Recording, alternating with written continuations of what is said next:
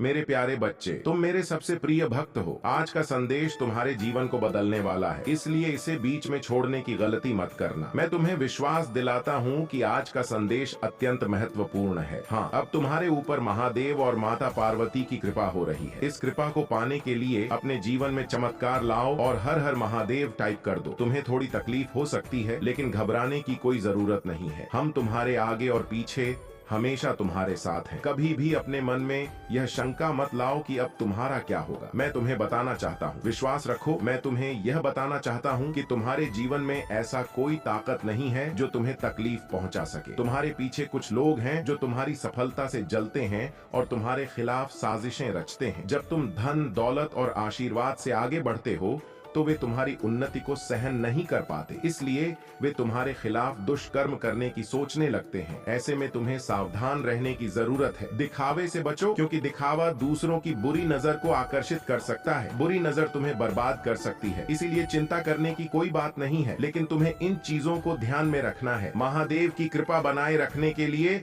अपने चैनल को सब्सक्राइब कर दो और हर हर महादेव टाइप करना न भूलें। भाग्यशाली संख्या 108 भी टाइप कर दो। तुम्हारी जिंदगी से बुरी नजर का साया कभी नहीं छू सकता।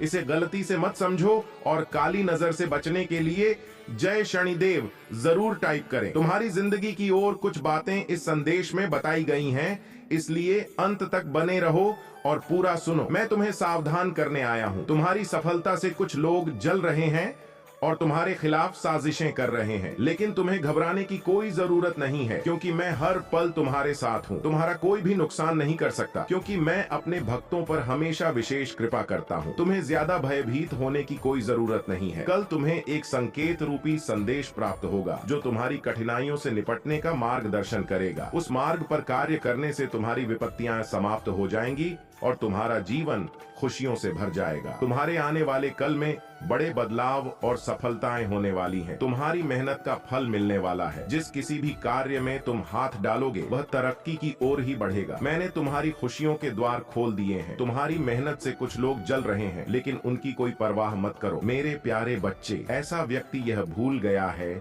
कि मैं तुम्हारे साथ हूँ। मैं तुम्हारी हर स्थिति में रक्षा करता हूँ, इसलिए तुम्हें चिंता करने की कोई आवश्यकता नहीं है। तुम अपने कार्यक्रमों पर विशेष ध्यान दो, क्योंकि तुम्हारी सफलता का मार्ग भी तुम्हारे कार्य और कर्मों से ही है। मैं तुम्हें आशीर्वाद देता हूँ कि तुम्हारे जीवन में खुशियों और शक्ति का आगमन होने वाला है। तुम्हारी मेहनत और विश्वास का फल तुम्हें जल्द ही मिलेगा। तुम्हारे जीवन में एक सकारात्मक मोड़ आने वाला है। मेरे प्रिय, तुम्हारी सभी इच्छाएं पूरी होंगी और तुम्हें प्रचुर मात्रा में सुख और समृद्धि मिलेगी। अगर तुम्हें इस संदेश पर विश्वास है तो अपना भाग्यशाली अंक 88 लिखकर वीडियो को लाइक और चैनल को सब्सक्राइब कर दो। यह कथा सुनने से तुम्हें 10 गुना फल मिलेगा। महादेव के सच्चे भक्त इस कथा को जरूर सुने, लाइक जरूर करें और अच्छा लगे तो कमेंट में हर हर महादेव और जय शिव गुरु टाइप करें। अब हम शिव जी के क्रोध की कथा सुनते हैं। महर्षि भृगु ब्रह्मा जी के मानस पुत्र और उनकी पत्नी का नाम ख्याति था, जो दक्ष की पुत्री थी। एक बार सरस्वती नदी के तट पर मुनि एकत्रित हुए और चर्चा करने लगे कि ब्रह्मा जी, शिव जी और श्री विष्णु में सबसे बड़े और श्रेष्ठ कौन है। निष्कर्ष ना निकलते देख उन्होंने त्रिदेव की परीक्षा देने का निश्चय किया और महर्षि भृगु को नियुक्त किया। महर्षि भृगु ने सर्वप्रथम ब्रह्मा जी के पास जाकर न तो प्रणाम किया और न ही उनकी स्तुति की। इससे ब्रह्मा जी क्रोधित हो गए। क्रोध की अधिकता से उनका मुख लाल हो गया, आंखों में अंगारे दहक उठे। लेकिन उन्होंने सोचा कि यह उनके पुत्र है, इसलिए उन्होंने अपने हृदय में उठे क्रोध को विवेक बुद्धि में दबा लिया। फिर महर्षि भृगु कैलाश पर पहुंचे, जहां भगवान शिव और माता पार्वती निवास करते थे। महर्षि भृगु कैलाश पर्वत पर पहुंचे, जहां भगवान शिव और माता पार्वती निवास करते थे। वहां पहुंचने पर महर्षि भृगु ने भगवान शिव की पूजा की, लेकिन उन्होंने माता पार्वती से कोई स्नेह या सम्मान नहीं दिखाया। भगवान शिव, जो कि ब्रह्मा जी के क्रोध से परिचित थे, उनकी स्थिति को समझते हुए शांत रहे। महर्षि भृगु ने शिव जी के दरबार में आकर न तो प्रणाम किया और न ही उन्हें पूजा की। उनकी इस उपेक्षा को देखकर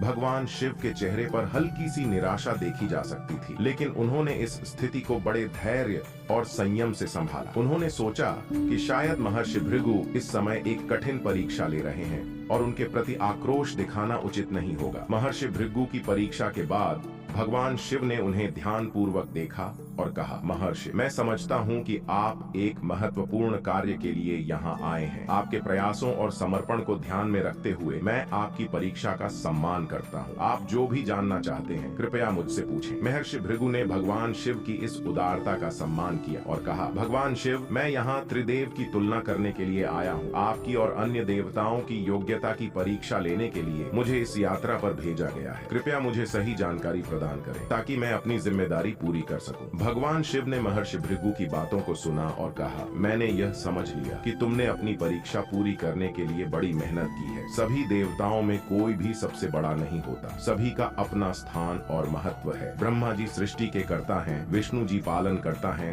और मैं संहारक हूँ। प्रत्येक देवता का अपना विशेष कार्य है और सभी मिलकर इस ब्रह्मांड के संतुलन को बनाए रखते हैं। महर्षि भृगु ने भगवान शिव की बातों को ध्यान पूर्वक सुना और समझा कि सभी देवताओं का स्थान समान है। उन्होंने भगवान शिव की इस गहन समझ और धैर्य की सराहना की और कहा, धन्यवाद भगवान शिव, आपकी बातों से मुझे यह समझ में आया कि किसी भी देवता का मूल्यांकन केवल उनके कार्यों से नहीं किया जा सकता, बल्कि सभी देवताओं के योगदान को समझना और मानना महत्वपूर्ण है। इसके बाद महर्षि भृगु ने कैलाश पर्वत पर भगवान शिव और माता पार्वती को प्रणाम किया और उनके आशीर्वाद से वापस लौटे। उन्होंने अपनी यात्रा के अनुभव को साझा किया और त्रिदेव की महत्ता को समझाने का कार्य पूरा किया।